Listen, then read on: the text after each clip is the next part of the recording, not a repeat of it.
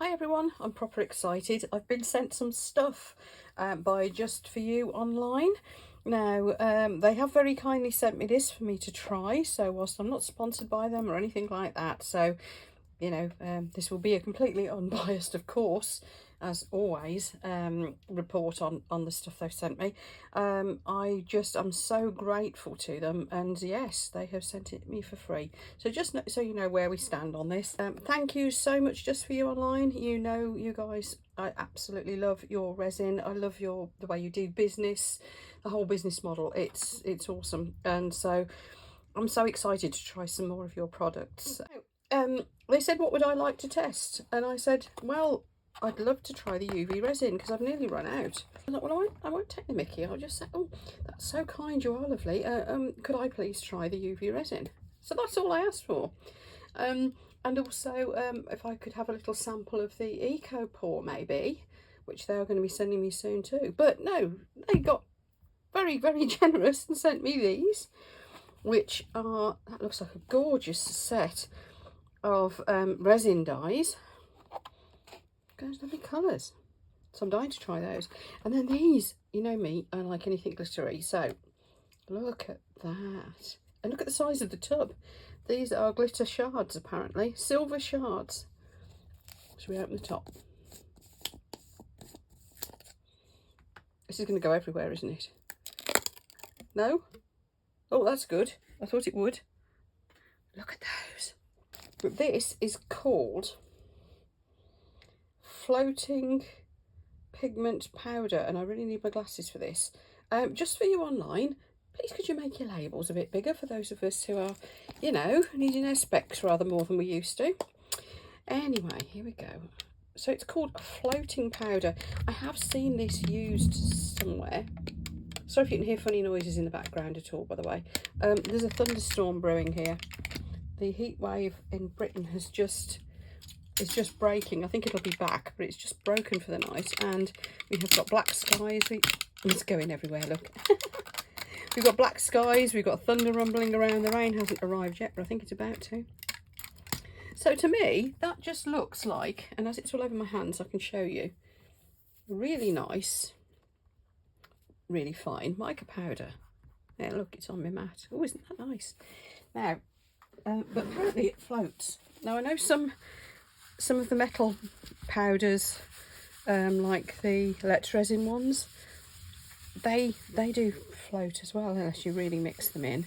So there's a few powders around that do these odd things, but this is the first one I've actually seen marketed specifically for that purpose. So yeah, I'm all a bit mega excited. Now, I was about to launch into doing some jewellery videos, as I'm coming towards the end of my crystal series for now. There's something under this mat. What's that? Bit of resin. Yeah, so I thought we'll get back to doing some jewellery soon, and I've had all these little moulds appear. No, say appear. I bought these. I can't remember whether it was eBay, Amazon or Temu or whatever. I'll look it up for you though and let you know. And they come in, you can see they're nice little sizes for jewellery, and they come in all these lovely different shapes. Like this wibbly one. It's just asking to be some sort of geode thing, isn't it? Circles. The diamonds I thought were rather different. I'll put that to one side and do those shortly. Octagons. Those look like the ghosts from Pac-Man to me. Interesting. And some really nice shaped teardrops. So I thought we'd have a go at some of these and test out these powders. So these powders and glitters and whatever. Now, what I'm going to do is use the glitter to see if I can make like a wall. That mould's got a mark on it. Okay, so I probably won't use that one, but I want to try and make a wall across one of these so that it's got like, I'm going to try black one side, white the other. I'm going to use some of Just For You online's UV resin, so we can do this very quickly. That is the idea. Although it'll be interesting to see how well it will behave with black colour in it. And it could be that really UV resin isn't the way to go when you're trying to do opaque stuff. In fact, that's highly likely. But Well, let's give it a go. So I'm going to get some little pots together first of all. I've got these little mixing pots. These are disposable ones. I don't like having things that you can only use once, but I've got a load of these that I came by from somewhere and I'm going to use them up. They are, to be fair, they're very good. So I'm just going to push these to one side for a minute. And what I want to do is a few different things really. In this pot, oh, that's a nice one. That's a nice medium to low viscosity. Okay, that's nice. Yeah, so I'm going to try, sorry, I'm just talking to myself. I'm going to try this first of all with some of these colours in it. And then I'll try them with something else. I don't know, I'm going to do a whole load of videos on jewellery coming up shortly anyway, because I just think it's about time I did. Right, black and white. I've got a box of beautiful colours here and I'm reaching for black and white. Dearie me, I do need to get out more, don't I, sometimes? Okay, something I want to show you. Just because it's been a while since I've shown this on a video, you will have seen it before. This is a tip I got from Daniel Cooper, and it is how to open one of these bottles. I've been cutting the nozzles off, would you believe? Now, what you do is you stick a pin down it. And Daniel's other tip was, and I should do this to show you, put a cloth over the top. And then do it, because then, if you can see what you're doing, because then you don't get it all over yourself. There we are, there it is. There we go. So yeah, that's how you keep a nice fine drip. Is this black or is it purple? I think it's black. Or is it? No, it's not. Is that a really dark purple? I don't know. I'm going to get a couple of cocktail sticks to mix these up because they are tiny. Goodness, I probably didn't need as much as that. That is really pigmented. Lovely. If this works, I've got some more moulds that have come recently that I want to have a go at doing some like Mary Quant flowers and things like that. Yeah, it is black. I hope the lighting's okay for you folks, because it's not very good in this room today, even with my little daylight lamp on. I think the storm's making it behave strange. Anyway, the lighting's just weird. You know, I don't know if you get this in other countries, but in Britain, just before a storm, sometimes everything goes a bit orange. It's really odd. Anyway, there we are. Now, what I'm going to try and do, God knows if this will work. Let's just use this one. Let's keep it simple. I'm going to try pouring into the bottom half.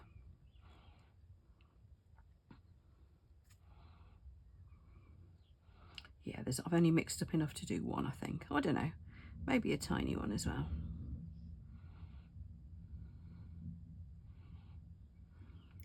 And then I'm going to cure that. So I'm just going to let it run down properly first.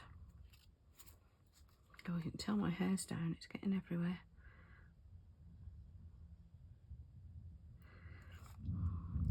Right, so that's gone nicely down into the bottom of the little mould. Let's get the last couple of drips out.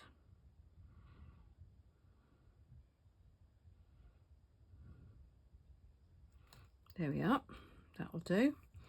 And I'm going to then cure that up. You can see it's not perfectly straight across, but near enough. Now, the light isn't going to go all the way through it because it's opaque, so I'm going to need to zap it from underneath as well at some point.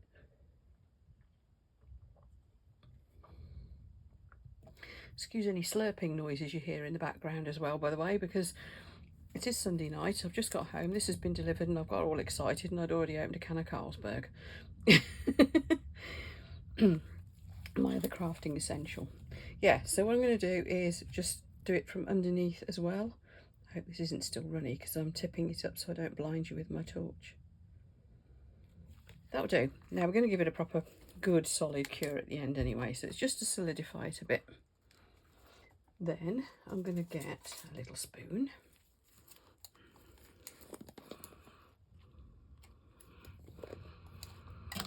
And I'm going to get some of these shards. And what I want to try and do is just put a line across. So this is a really simple design.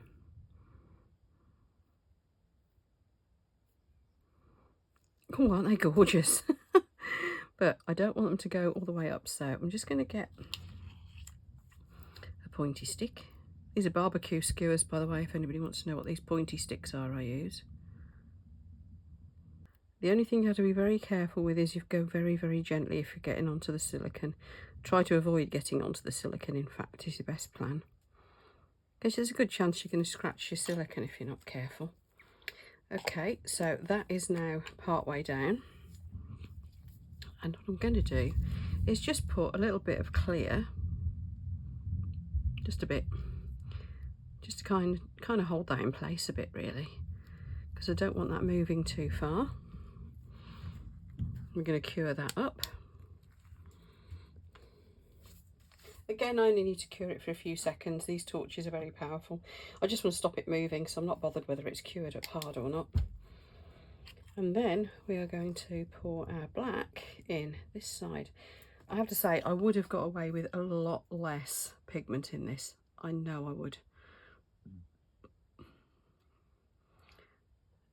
That resin dye looks like it's very heavily pigmented, so that is good.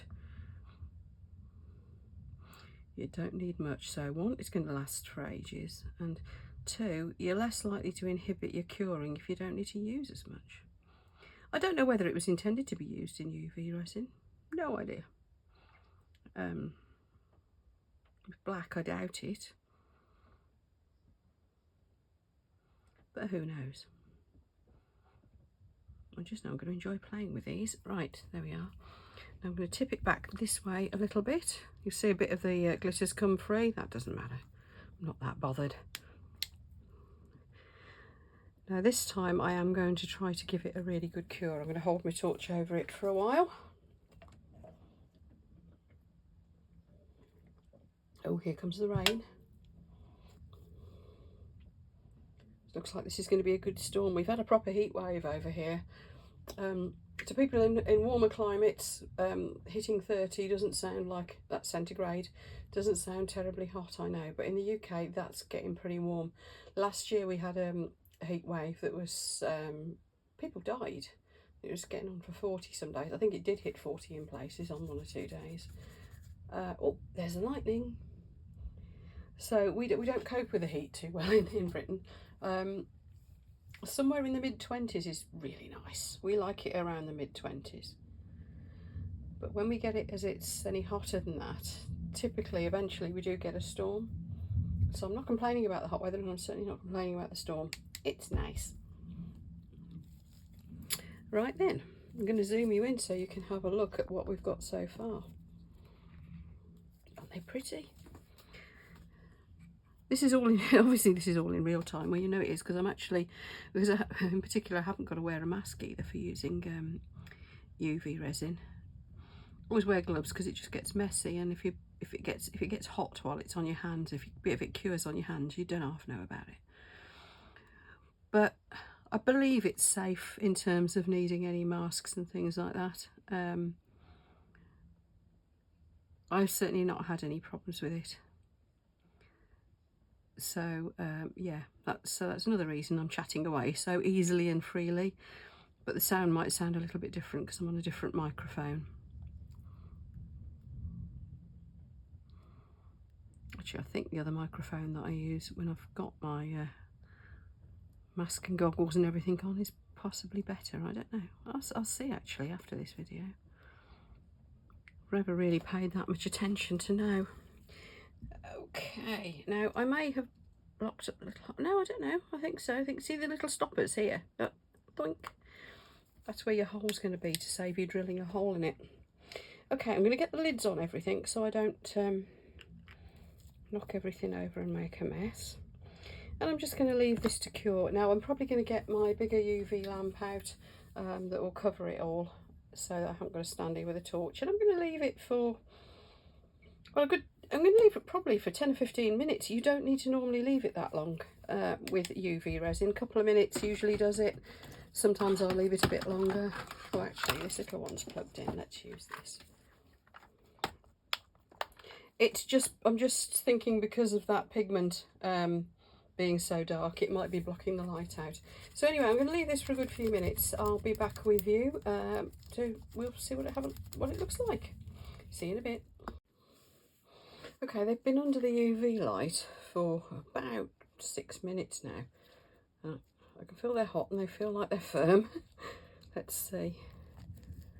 Oh yes, look. It has cured up fine. Oh, aren't they nice? And that has to be the simplest make. I'm loving those shards. It's a nice alternative to like chunky crystals or something. Look at the sparkle. Lovely, lovely, liking this. Okay, and the next one, this is the bigger one. Yeah, I went over a little bit there, that's not a problem. I can just trim or sand that. Can you see this little bit of bump? Not a problem. I could even go around the sides with some silver if I wanted, couldn't I? Silver pen. Look. Nice. There we go then. Thank you so much. Just for you online. I'm loving these so far. Obviously I've got loads of things I can do to play with these. So just to remind you all again, these have been very, very kindly sent to me to test. These glitters, ultraviolet resin, the powder, which I haven't tried yet. And yeah, so I'm not sponsored by them. I'm not being paid to say aren't they great. They just are great. I'm so grateful that they've sent them to me to try. Thanks again, guys. I will put the link for Just For You online below, down here. And also, of course, please, if you've enjoyed this little video, give me a thumbs up so I know I'm on the right tracks, and YouTube will carry on pushing the videos out to you all, of course. So join me for the next bunch of videos. I'm going to be back in jewellery bits making mode. Obviously I'm going to be trying some more of these products out, trying these in different sort of designs, and a load of other stuff. So it's going to be a bit of a jewellery making marathon, but all really simple stuff that any of us could do. So thanks again everyone, and I'll see you for the next video. Cheers then.